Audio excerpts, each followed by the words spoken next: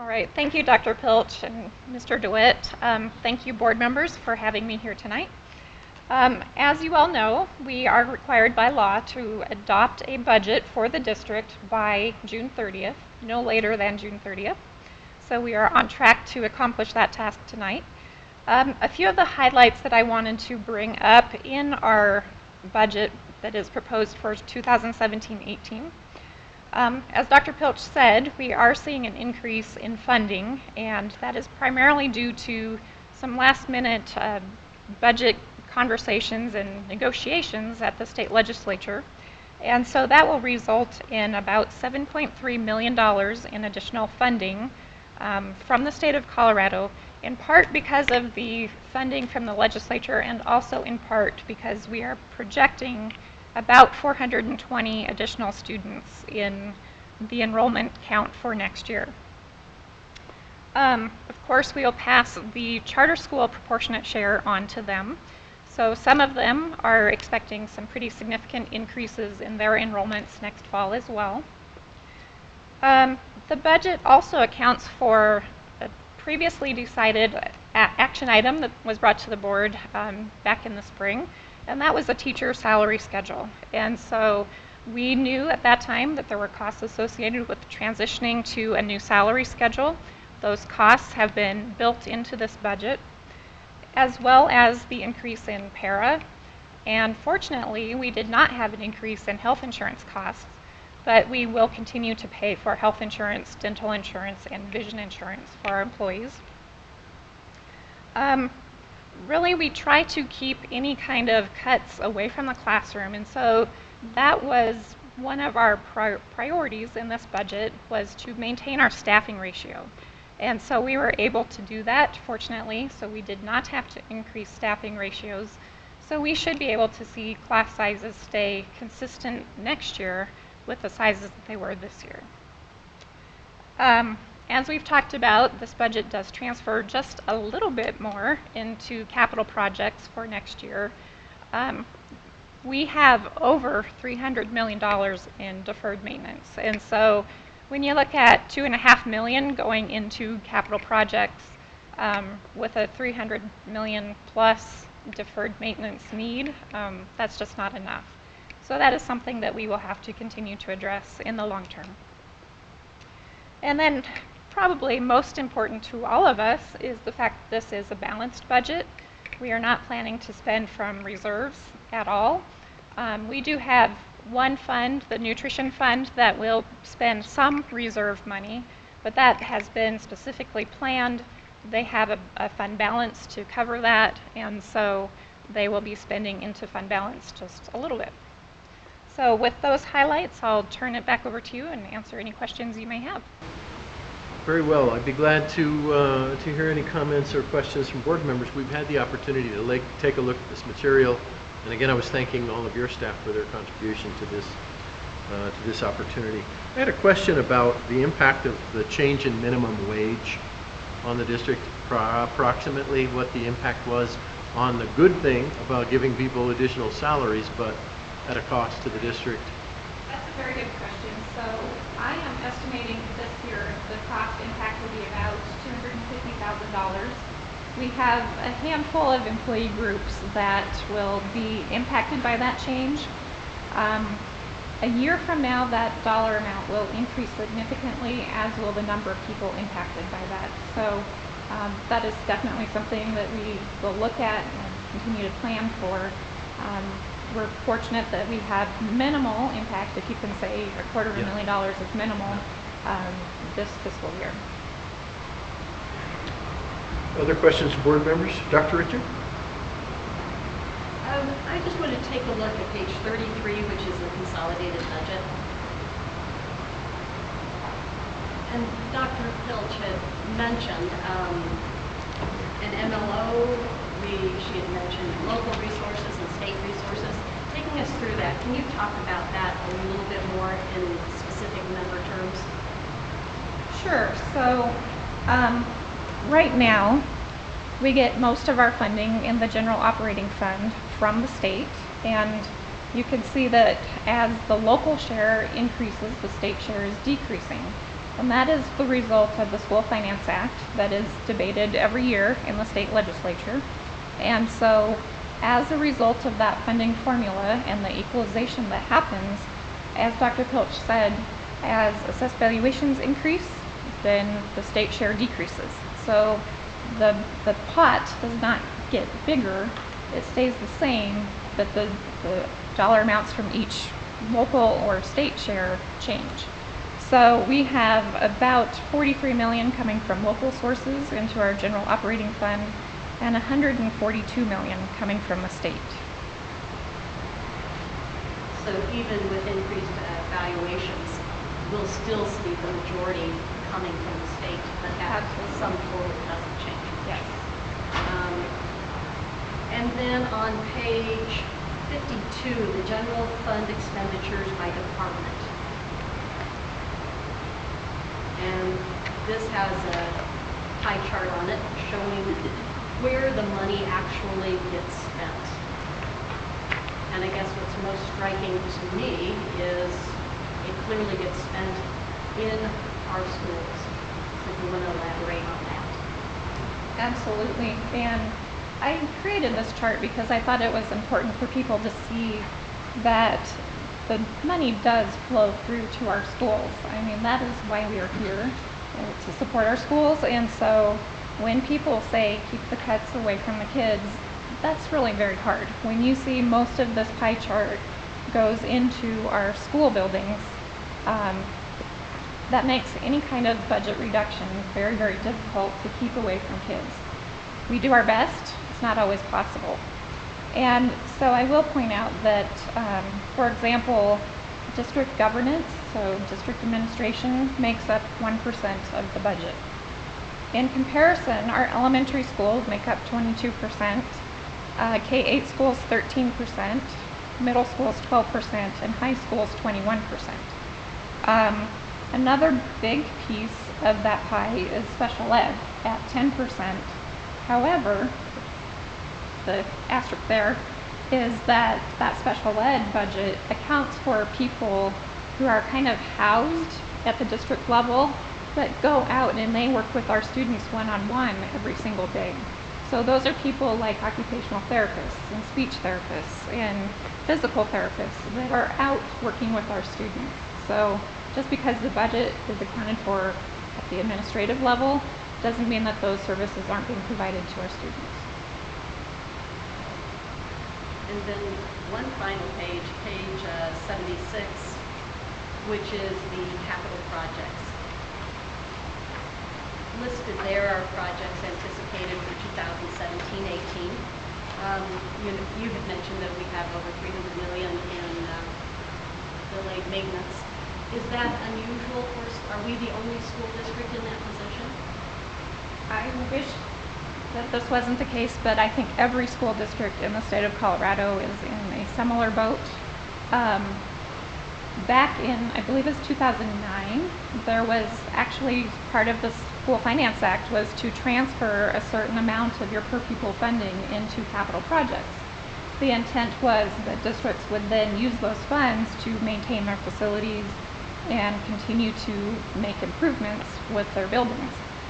When the economy started to go down, then that was one of the first requirements that was removed out of the School Finance Act, simply to give districts some flexibility with the funding so that they didn't have to make those hard decisions. Well, we can fix the roof, but we can't afford to put teachers in the classrooms in that school. And so that has, I think, been the place that districts across the state have gone to address some of their budget constraints, is to not do those capital improvements that really desperately need to be done. So how districts are doing that, they are issuing bonds, they are doing bonded debt to do building improvements. Other comments from board members? Right. Did you want to? I didn't see you. Oh, you just I'm go. sorry. No, well, that's all right. Just we keep go. me in line. Okay. Steve, I'm sorry. I didn't try to ignore you. That's right. The lights work. It's the sound that doesn't. Megan, what was your forecast for head count this coming year? Student head count? Real quick, I know we planned an increase of 427 students, Okay, that's good. so yes, Okay. it's about a 2% increase. Okay, and what has been our historic growth the last few years each? It's been right around 2% on average. Some years maybe a little bit higher. I think we've only had 1 year since I've been with the district where we had a declining enrollment, and that was really when the economy went down and everyone, nationwide was really suffering at that point. So people were just moving where they could get a job. So that was the only time we had declining enrollment. Ever since then, it's been averaging around 2%. So if we put that in terms that, elemental terms, we've been absorbing roughly 20 new classrooms of kids per year with literally no additional funding other than what's attached to the PPO. And so that means there should have probably been 20 additional teachers, 20 additional aides, 500 additional computers for blended learning. And in just the 4 years that we've been here, that's 2,000 kids.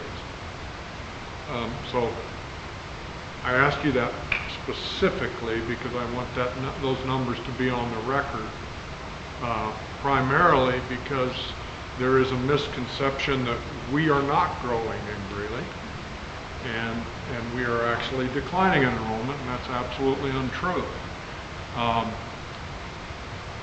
So it costs money to, would you agree it costs money to educate 2,000 kids? Okay.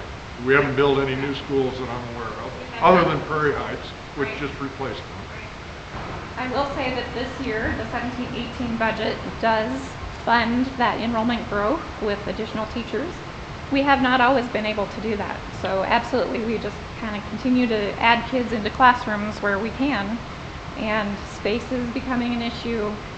Teachers have in some cases, some large classes.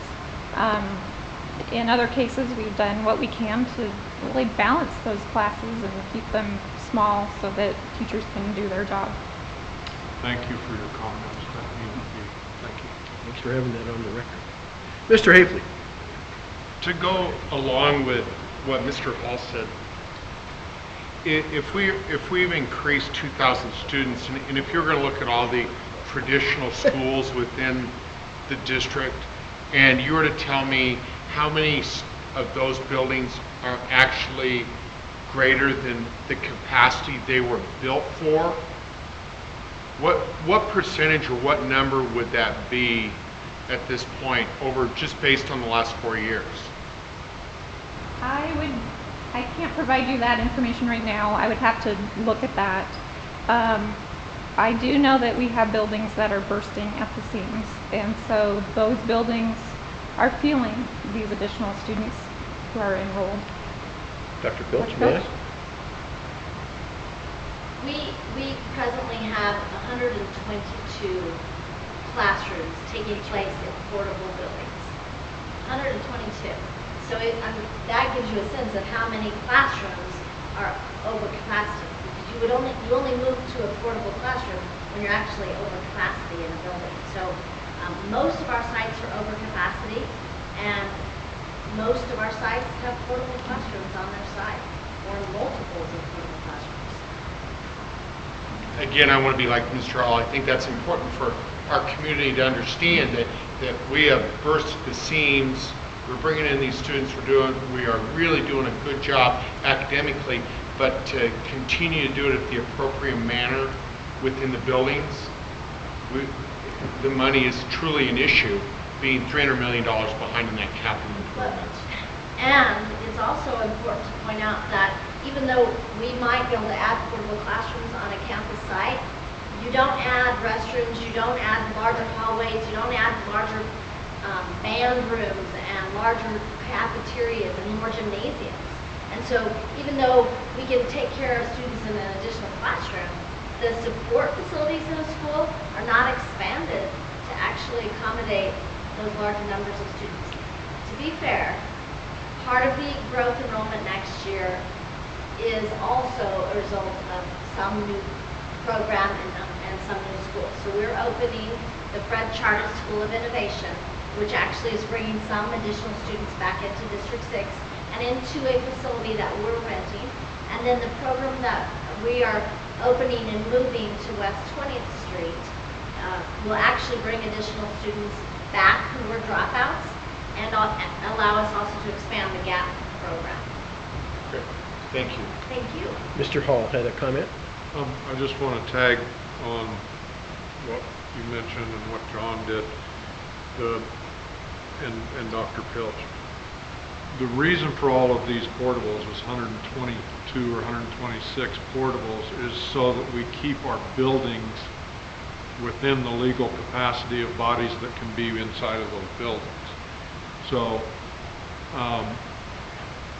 but as Dr. Pilch said, it doesn't expand other facilities that need to be to take up the slack, music programs, gym, restroom facilities, library facilities, all of that.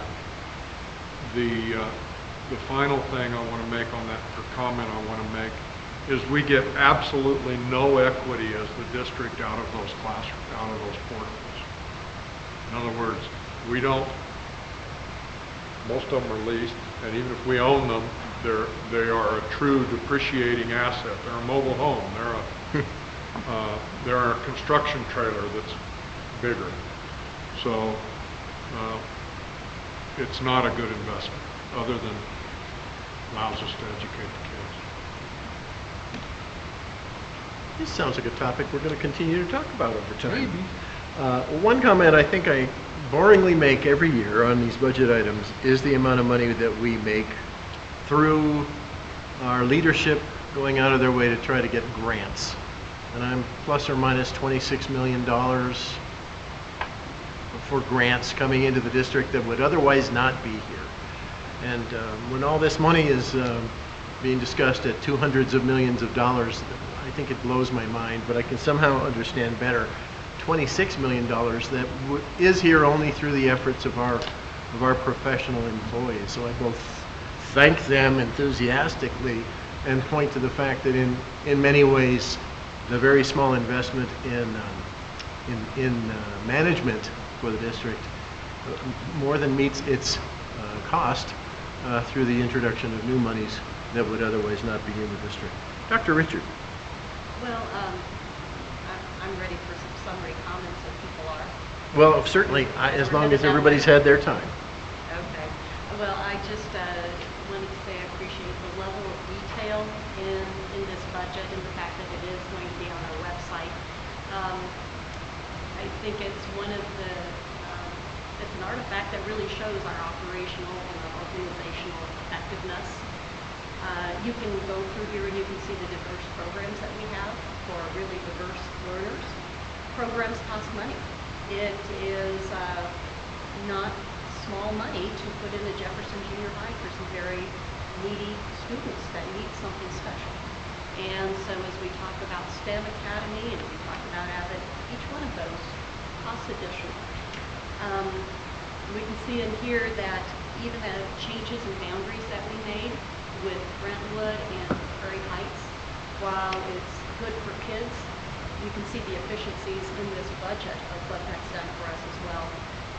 And even, you know, another item is the fact that we are a no-fee school district, that we have incorporated in those fees so that there's no student that doesn't access some of the fun classes, some of the good classes, say a ceramics class, that kids in poverty may not be able to access if we weren't a no-fee school district. That's something I'm proud of.